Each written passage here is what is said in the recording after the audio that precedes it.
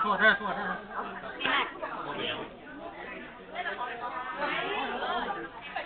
น่ะมันจะเหลืออีกหน่อยนึงไ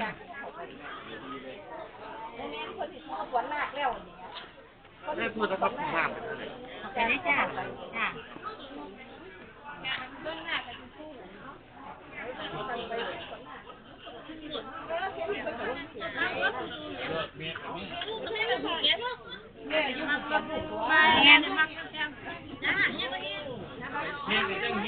ม่ผูกแขนท่านบอกไปคุณหมอเนี่ยคุณหมอเข้าไป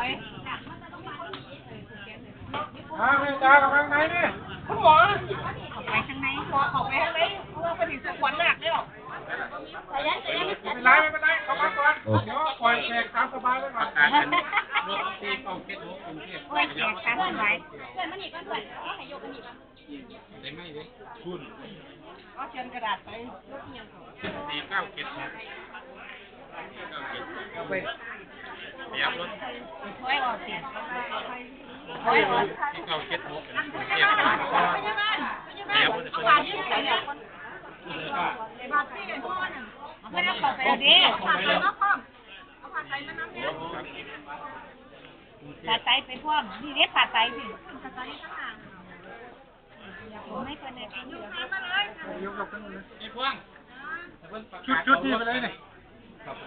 ชุดไปของรถลูกหลวงทั้งให้เพียงรถออกรถขยับออกนะหมายเลขรถออกให้กดขัดเอารถออกจากข้างคนนี้หัวไหนแม่หลวงเพียงคนหัวย้ายคนเก็บเอารถออกก็ได้ขวางนั่นตีนั่นพ่วงไม่เดี๋ยวตีนั่นผู้ใดจะถามเป็นขยับรถเต็มเลยแน่รถเสียวรถออกก็มีไม้ร้อยสิไม้ร้อยมันคือหลายอันอยู่ใช้กระดาษประกันเล่นวัดอะไรย้ายรถขับรถออกก็ได้วัดท่านคนจะออกไปเยี่ยมพยาบาลคนละอันนี้มั้ง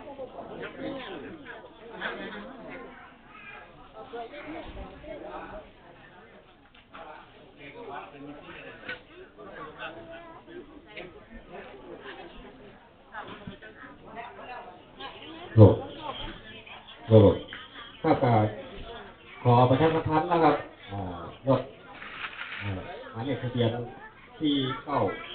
976กรุงเทพนะครับขอความกรุณาขยับจะน้อยนะครับเพราะว่ารถพี่น้องเขาที่ออกแต่ขอทางนิดน้อยนะครับขอความ